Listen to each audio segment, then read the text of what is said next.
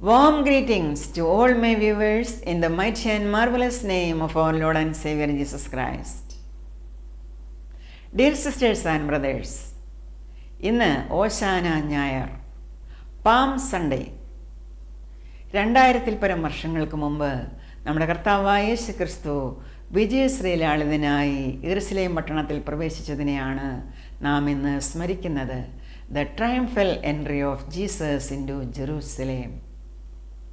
യേശു ക്രിസ്തു തൻ്റെ രക്ഷാകര ദൗത്യത്തിൻ്റെ അവസാന നാളുകളിലേക്ക് കടന്നിരിക്കുകയായിരുന്നു. യെരുശലേമിലാണ് താൻ ക്രൂശീകരിക്കപ്പെടുവാനും കബറടക്കപ്പെടുവാനും ഉയർത്തെഴുന്നേൽക്കുവാനും പോകുന്നത്. മാനവരാശിയെ രക്ഷിക്കുവാനുള്ള ആ ദൗത്യത്തിൻ്റെ അവസാന നാളുകൾ. അന്ന് അവിടെ ഉണ്ടായിരുന്ന ആ ജനങ്ങൾ, സ്ത്രീ പുരുഷന്മാർ, വൃദ്ധന്മാരും യൗവനക്കാരും ബാലന്മാരും ശിശുക്കളും, അങ്ങനെ ആബാലവൃദ്ധം ജനങ്ങൾ ഹോശന്ന സ്തുതികളാൽ യേശു ക്രിസ്തുവിനെ എതിരേറ്റു. ഹോശന്ന എന്ന ഗ്രീക്ക് വാക്കിൻ്റെ അർത്ഥം save us Lord we pray എന്നാണ്. ഹോശിയാന എന്നാണ് ഈ വാക്ക് എബ്രായ ഭാഷയിൽ ഉള്ളത്. ആ ജനങ്ങൾ തങ്ങളുടെ കൈകളിൽ പൂക്കളും ഒലിവുമരത്തിൻ്റെ ചില്ലകളും ഈന്തപ്പനയുടെ കുരുത്തോലകളുമെല്ലാം പിടിച്ചിരുന്നു. യേശു ക്രിസ്തു കടന്നു പോകുന്ന വഴിയിൽ അവർ തങ്ങളുടെ വസ്ത്രങ്ങൾ വിരിച്ചു. അനന്തതയിൽ നിന്ന്, ആ നിത്യതയിൽ നിന്ന് മാനവരാശിയുടെ രക്ഷയ്ക്കായി ഈ ഭൂമിയിൽ മനുഷ്യനായി പ്രത്യക്ഷനായ ആ ദൈവത്തെയാണ് അവർ എതിരേറ്റത്. ഹോശന്ന സ്തുതികളാൽ. റോമാ ഗവൺമെൻറ്റിൻ്റെ ആ ഒപ്രഷനിൽ നിന്ന് അവർക്ക് രക്ഷ വേണമായിരുന്നു. They wanted salvation from the Roman oppression. അവർ അനുഭവിച്ചിരുന്ന അന്യായ ബന്ധനങ്ങളിൽ നിന്നും കഷ്ടപ്പാടുകളിൽ നിന്നുമുള്ള ഒരു മോചനം അവർ ആഗ്രഹിച്ചിരുന്നു. അവർ ഒരു മശിഹായെ പ്രതീക്ഷിച്ചിരുന്നു. 3000 വർഷങ്ങളോളം ആ പ്രതീക്ഷ അവർ കൊണ്ടു നടന്നു. ഇപ്പോഴിതാ അവർ തങ്ങളുടെ മുമ്പിൽ യേശുവിനെ മശിഹായി കണ്ടിരിക്കുന്നു. തങ്ങൾക്കൊരു ഉദ്ധാരകനെ അവർ യേശുവിൽ ദർശിച്ചു. കാരണം യേശു ക്രിസ്തുവിൻ്റെ പരസ്യ ശുശ്രൂഷ കാലയളവിൽ അവർ ഒരു വ്യത്യസ്തനായ വ്യക്തിയെയാണ് യേശുവിൽ കണ്ടത്. തങ്ങളെ ഉദ്ധരിക്കുവാൻ, തങ്ങളെ ഭരിക്കുവാൻ സർവഥാ യോഗ്യൻ ഈ യേശുവാണ് എന്നവർ മനസ്സിലാക്കി. യേശു ക്രിസ്തു കടന്നു വന്നപ്പോൾ അതിനാലാണ് അവർ ഹോശന്ന വിളികളാൽ യേശുവിനെ എതിരേറ്റത്. ഇസ്രായേലിലെ പ്രഗത്ഭനായ രാജാവായിരുന്നു ദാവീദ്. ദാവീദിൻ്റെ സിംഹാസനത്തിൽ ഇരുന്ന് വാണരുളുവാൻ അവർ യേശുവിൽ പ്രതീക്ഷയർപ്പിച്ചു.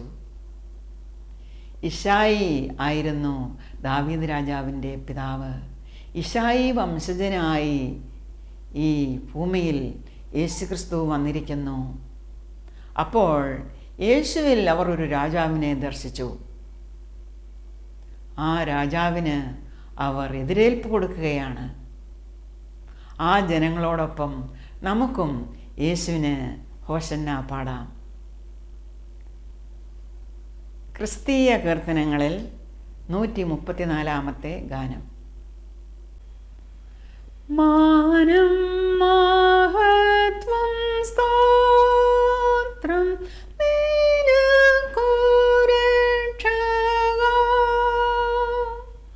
ശിശുക്കൾ നിന്നെ വാഴ്ത്തി ഹോശാന കർത്താവ്. ഇസ്രായേൽ രാജൻ നീയേ,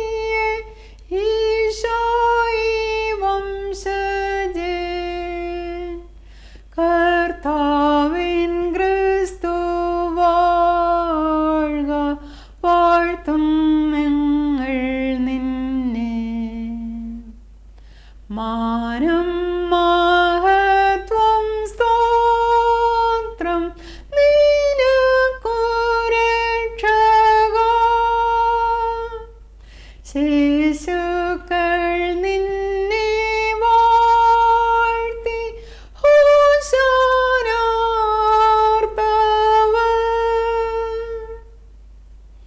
മാലാഖവൃന്ദം നിന്നെ മേലോകെ വാഴ്ത്തുന്നു. മർത്യരും സൃഷ്ടി സർവം കീർത്തിക്കുന്നെങ്ങുമേ.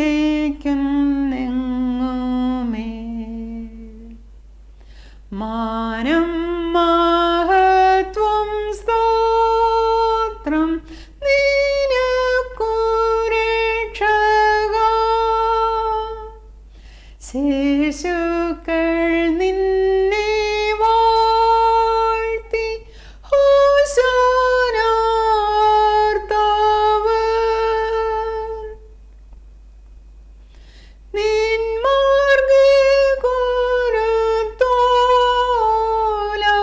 അങ്കിയുമിട്ടവർ.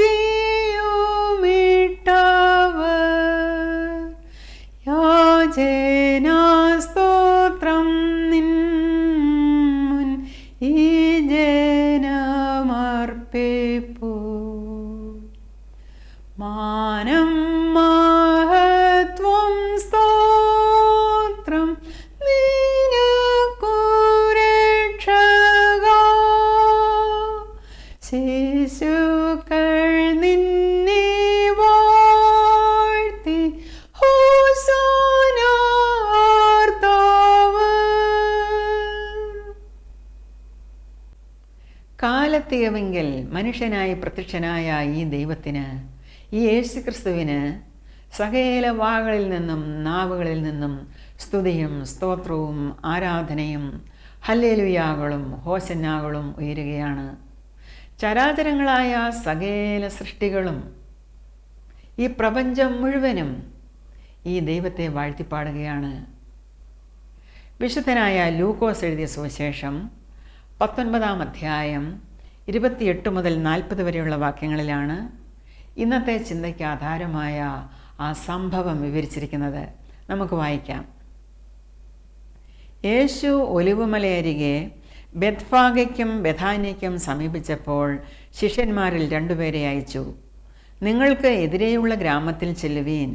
അതിൽ കടക്കുമ്പോൾ ആരും ഒരിക്കലും കയറിയിട്ടില്ലാത്ത ഒരു കഴുതക്കുട്ടിയെ കെട്ടിയിരിക്കുന്നത് കാണും. അതിനെ അഴിച്ചു കൊണ്ടുവരുവീൻ. അതിനെ അഴിക്കുന്നത് എന്ത് എന്ന് ആരെങ്കിലും നിങ്ങളോട് ചോദിച്ചാൽ കർത്താവിന് ഇതിനെക്കൊണ്ട് ആവശ്യമുണ്ട് എന്ന് പറവീൻ എന്ന് പറഞ്ഞു. അയക്കപ്പെട്ടവർ പോയി തങ്ങളോട് പറഞ്ഞതുപോലെ കണ്ടു. കഴുതക്കുട്ടിയെ അഴിക്കുമ്പോൾ അതിൻ്റെ ഉടയവർ കഴുതക്കുട്ടിയെ അഴിക്കുന്നത് എന്ത് എന്ന് ചോദിച്ചതിന് കർത്താവിന് ഇതിനെക്കൊണ്ട് ആവശ്യമുണ്ട് എന്ന് അവർ പറഞ്ഞു. അതിനെ യേശുവിൻ്റെ അടുക്കൽ കൊണ്ടുവന്ന് തങ്ങളുടെ വസ്ത്രം കഴുതക്കുട്ടിമേലിട്ട് യേശുവിനെ കയറ്റി. യേശു പോകുമ്പോൾ അവർ തങ്ങളുടെ വസ്ത്രം വഴിയിൽ വിരിച്ചു. യേശു ഒലിവുമലയുടെ ഇറക്കത്തിനടുത്തപ്പോൾ ശിഷ്യന്മാരുടെ കൂട്ടമെല്ലാം തങ്ങൾ കണ്ട സകല വീര്യപ്രവൃത്തികളെയും കുറിച്ച് സന്തോഷിച്ച് അത്യുച്ചത്തിൽ ദൈവത്തെ പുകഴ്ത്തി. എന്താണ് അവർ പുകഴ്ത്തി പറഞ്ഞത്? കർത്താവിൻ്റെ നാമത്തിൽ വരുന്ന രാജാവ് വാഴ്ത്തപ്പെട്ടവൻ, സ്വർഗത്തിൽ സമാധാനവും അത്യുന്നതങ്ങളിൽ മഹത്വവും എന്ന് പറഞ്ഞു. പുരുഷാരത്തിൽ ചില പരീശന്മാരോ അവനോട്, ഗുരോ, നിന്റെ ശിഷ്യന്മാരെ വിലക്കുക എന്ന് പറഞ്ഞു. അതിന് യേശു, ഇവർ മിണ്ടാതിരുന്നാൽ കല്ലുകൾ ആർത്തു വിളിക്കും എന്ന് ഞാൻ നിങ്ങളോട് പറയുന്നു എന്ന് ഉത്തരം പറഞ്ഞു. യേശു എന്തിനായിരുന്നു താൻ മുമ്പൊരിക്കലും ചെയ്തിട്ടില്ലാതിരുന്നത് പോലെ ഒരു കഴുതക്കുട്ടിയുടെ പുറത്ത് കയറിയത്? ബെത്ഫാഗയിൽ നിന്ന് ജെറുസലേമിലേക്ക് വെറും 2 കിലോമീറ്റർ ദൂരം മാത്രമേ ഉണ്ടായിരുന്നുള്ളൂ. എന്നാൽ യേശുവിൻ്റെ പ്രവൃത്തിയിലൂടെ പല സത്യങ്ങളും ആ ജനം മനസ്സിലാക്കണമെന്ന് യേശു ആഗ്രഹിച്ചിരുന്നു. തന്നെയുമല്ല, ഇത് ഒരു പ്രവചന നിവൃത്തിയായിരുന്നു. യേശുവിനും മുമ്പ് 6-ാം നൂറ്റാണ്ടിൽ സഖറിയ എന്ന പ്രവാചകൻ്റെ ഒരു പ്രവചനമാണ് ഇവിടെ നിവൃത്തിയായിരിക്കുന്നത്. യഹൂദന്മാരുടെ പ്രാമാണിക ഗ്രന്ഥമായ അവരുടെ തിരുവെഴുത്തുകളായ തോറ അഥവാ വിശുദ്ധ ബൈബിളിലെ പഴയ നിയമഗ്രന്ഥത്തിലെ the book of Zechariah chapter 9 verse 9 ആണ് ഇവിടെ നിവൃത്തിയായിരിക്കുന്നത്. അതെന്തായിരുന്നു? സിയോൻ പുത്രിയെ ഉച്ചത്തിൽ ഘോഷിച്ചാനന്ദിക്ക, ജെറുസലേം പുത്രിയെ ആർപ്പിടുക. ജെറുസലേം സിറ്റിയോടാണ് ഇത് പറയുന്നത്. എന്തായിരുന്നു ആ പ്രവചനം? ഇതാ നിന്റെ രാജാവ് നിന്റെ അടുക്കൽ വരുന്നു, അവൻ നീതിമാനും ജയശാലിയും താഴ്മയുള്ളവനുമായി കഴുതപ്പുറത്തും പെൺകഴുതയുടെ കുട്ടിയായ ചെറുകഴുതപ്പുറത്തും കയറി വരുന്നു. ഇതാർക്കെങ്കിലും വിശ്വസിക്കുവാൻ കഴിയുമോ? വിശ്വസിച്ചേ മതിയാവൂ. കാരണം ഇതെല്ലാം നടന്നു കഴിഞ്ഞ സംഭവങ്ങളാണ്. യേശുക്രിസ്തുവിനെക്കുറിച്ച് തിരുവെഴുത്തുകളിൽ യേശുക്രിസ്തു ഭൂമിയിലേക്ക് വരുന്നതിന് മുമ്പേ പ്രവചിച്ചിരുന്ന സകല പ്രവചനങ്ങളും യേശുക്രിസ്തുവിൽ നിവൃത്തിയായി. ഇനി നിവൃത്തിയാകാനുള്ളത് ഈ യേശുക്രിസ്തുവിൻ്റെ മടങ്ങിവരവാണ്. അതും നിവൃത്തിയാകും. അതിനായിട്ടാണ് നാം കാത്തിരിക്കുന്നത്. പ്രിയ സഹോദരങ്ങളെ, യേശുക്രിസ്തുവിൻ്റെ താഴ്മയാണ് ഈ കഴുതപ്പുറത്ത് കയറിയതിൽ നിന്ന് കാണിക്കുന്നത്. സാധാരണ രാജാക്കന്മാർ കുതിരയുടെ പുറത്താണ് കയറാറ്. This event depicts Jesus' humility and peace that Jesus brings. സമാധാനമാണ് യേശു കൊണ്ടുവരുന്നത്. സകല ജനത്തിനുമുള്ള സന്തോഷമാണ് യേശു. അവൻ സന്തോഷമാണ്, സമാധാനമാണ്. അവൻ താഴ്മയുള്ളവനായി കഴുതക്കുട്ടിയുടെ പുറത്ത് കയറി വരുന്നു. അവൻ രാജാവായിരിക്കെ സകല അധികാരവും ശക്തിയും ഉള്ളവനായിരിക്കെ താഴ്മയുള്ളവനായി കഴുതക്കുട്ടിയുടെ പുറത്ത് കയറി വരുന്നു. We see in Jesus his humble yet kingly nature. ദൈവം സർവഭൂമിക്കും രാജാവാകുന്നു. സകല മനുഷ്യരും ദൈവത്തിൻ്റേതാണ്. ദൈവം എല്ലാവരെയും ഒരുപോലെ സ്നേഹിക്കുന്നു. ദൈവത്തിന് മുഖപക്ഷമില്ല. മനുഷ്യരാശിയെ ദൈവം എത്രമാത്രം സ്നേഹിച്ചുവോ എന്നതിൻ്റെ തെളിവാണ് നമ്മിലൊരുവനെ പോലെ മനുഷ്യനായി ദൈവമേ ഭൂമിയിൽ പ്രത്യക്ഷനായത്. God chose to come to this earth as a human being. വിശുദ്ധനായ പൗലോസ് അപ്പോസ്തലൻ ഫിലിപ്പിയ സഭയ്ക്ക് ലേഖനം എഴുതിയപ്പോൾ അതിൻ്റെ 2-ാം അധ്യായം 5 മുതൽ 11 വരെയുള്ള വാക്യങ്ങളിൽ ഇപ്രകാരം രേഖപ്പെടുത്തിയിരിക്കുന്നതായി നാം വായിക്കുന്നു. Jesus, being in very nature of God, did not consider equality with God something to be grasped, but made himself nothing, taking the very nature of a servant, being made in human likeness. And being found in appearance as a man, he humbled himself and became obedient to death, even death on a cross. Therefore, God exalted him to the highest place and gave him the name that is above every name, that at the name of Jesus every knee should bow, in heaven and on earth and under the earth, and every tongue confess that Jesus Christ is Lord, to the glory of God the Father. യേശുക്രിസ്തു ദൈവസാദൃശ്യത്തിൽ ഇരിക്കെ ദൈവത്തോടുള്ള സമത്വം മുറുകെ പിടിച്ചു കൊള്ളണമെന്ന് വിചാരിക്കാതെ മനുഷ്യനായി ദാസരൂപമെടുത്തു ഈ ഭൂമിയിലേക്ക് വന്നു നമ്മെ രക്ഷിക്കുവാൻ. ക്രൂശിലെ മരണത്തോളം അവൻ താഴ്ത്തപ്പെട്ടു. ഇത്രമാത്രം താഴ്മയാണ്. നമ്മെ സ്നേഹിച്ചതുകൊണ്ടാണ് നാം മരിക്കേണ്ട സ്ഥാനത്ത് യേശു മരിച്ചത്. നമ്മുടെ പാപമെല്ലാം അവൻ മേലേറ്റെടുത്തു. ആര് ഈ യേശുക്രിസ്തു ചെയ്ത ഈ രക്ഷണ പ്രവൃത്തിയിൽ വിശ്വസിക്കുന്നുവോ അവന് രക്ഷയുണ്ട്. ദൈവം എന്താണ് ചെയ്തത്? അതുകൊണ്ട് ദൈവം അവനെ ഉയർത്തി സകല നാമത്തിനും മേലായ നാമം നൽകി. യേശുക്രിസ്തുവിൻ്റെ നാമത്തിൽ സ്വർലോകരുടെയും ഭൂലോകരുടെയും അധോലോകരുടെയും മുഴങ്കാലുകളൊക്കെയും മടങ്ങുകയും എല്ലാ നാവും യേശുക്രിസ്തു തന്നെ കർത്താവ് ഏറ്റുപറയുകയും ചെയ്യും. ദൈവത്തിൻ്റെ മഹത്വത്തിനായിട്ടാണ് അവരത് ഏറ്റുപറയുന്നത്. എത്രമാത്രം താഴ്മയുള്ളവനായിരുന്നു യേശുക്രിസ്തു. നമുക്ക് വേണ്ടിയാണ് അവൻ താഴ്ച ധരിച്ചത്. ദൈവത്തോടുള്ള സമത്വം മുറുകെ പിടിച്ചുകൊള്ളണമെന്ന് യേശുക്രിസ്തു വിചാരിച്ചില്ല. സെയിൻറ്റ് മാത്യു ചാപ്റ്റർ 11:29 നാം കാണുന്നു, യേശുക്രിസ്തു പറയുന്നു, അധ്വാനിക്കുന്നവരും ഭാരം ചുമക്കുന്നവരുമായുള്ളവരെ എല്ലാവരും എൻ്റെ അടുക്കൽ വരുവീൻ, ഞാൻ നിങ്ങളെ ആശ്വസിപ്പിക്കാം. ഞാൻ സൗമ്യതയും താഴ്മയുമുള്ളവനാകിയാൽ എൻ്റെ നുകം ഏറ്റുകൊണ്ട് എന്നോട് പഠിപ്പീൻ, എന്നാൽ നിങ്ങളുടെ ആത്മാക്കൾക്ക് ആശ്വാസം കണ്ടെത്തും. എൻ്റെ നുകം മൃദുവും എൻ്റെ ചുമട് ലഘുവുമാകുന്നു. Put on my yoke and learn from me. അതാണ് യേശുക്രിസ്തു പറയുന്നത്. യേശുക്രിസ്തുവിൻ്റെ ഇതേ സ്വഭാവം നമ്മിലും ആയിരിക്കണം എന്നാണ് പൗലോസ് അപ്പോസ്തലൻ പറയുന്നത്.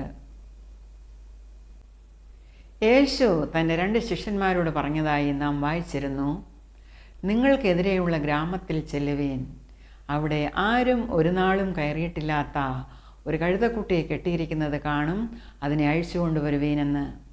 അവർ പോയി അതിനെ അഴിച്ചു.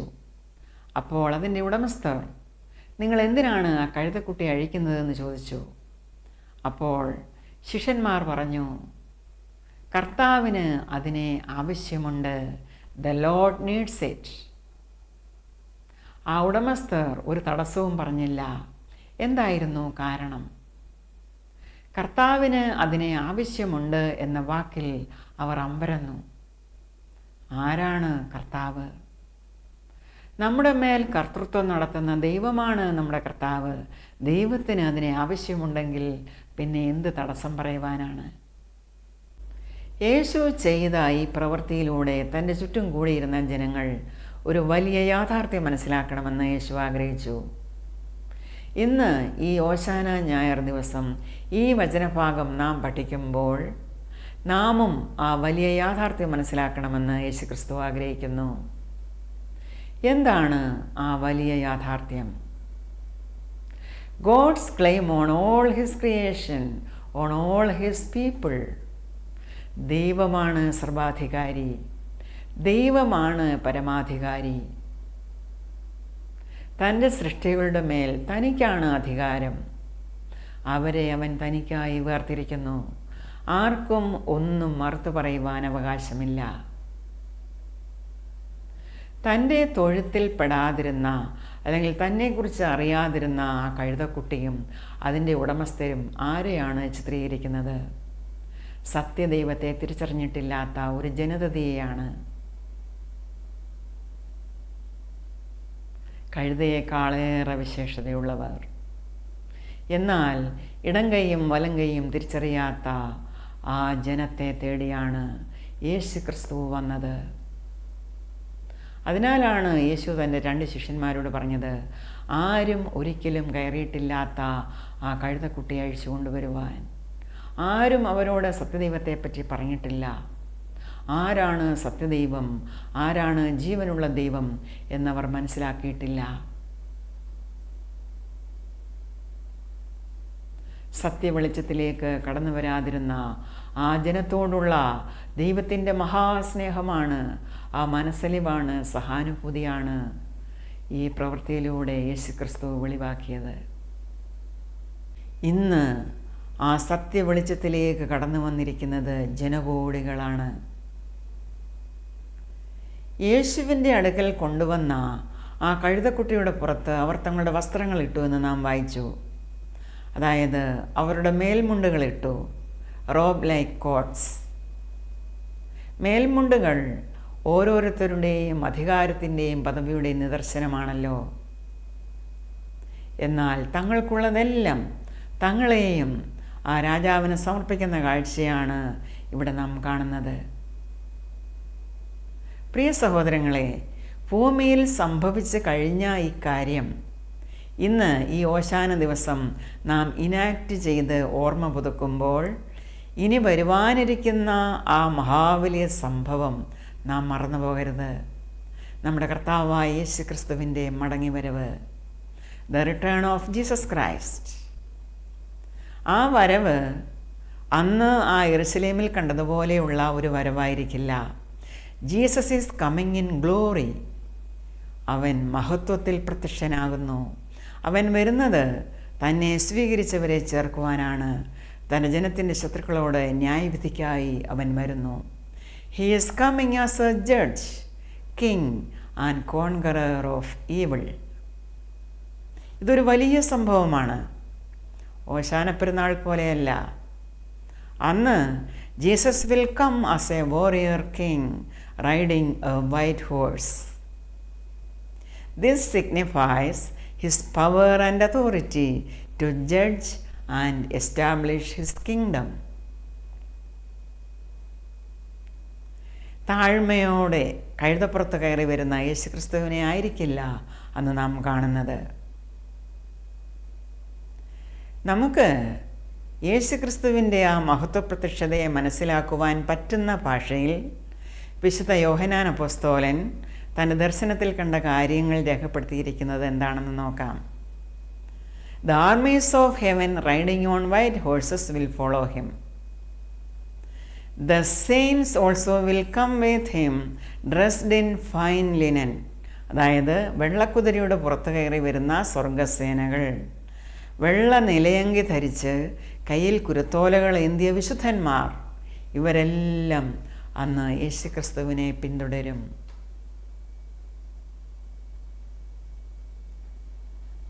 Revelation chapter 19 verses 11 to 16. അതുപോലെ എല്ലാ കണ്ണുകളും അവനെ കുത്തിത്തുളച്ചവരും അവനെ കാണും എന്നെഴുതിയിരിക്കുന്നു. അവർ അവനെ ചൊല്ലി വിലപിക്കും. Revelation chapter 1 verse 7.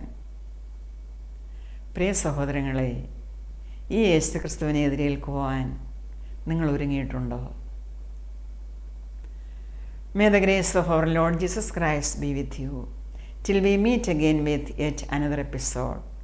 I bless you in Jesus' name. Amen.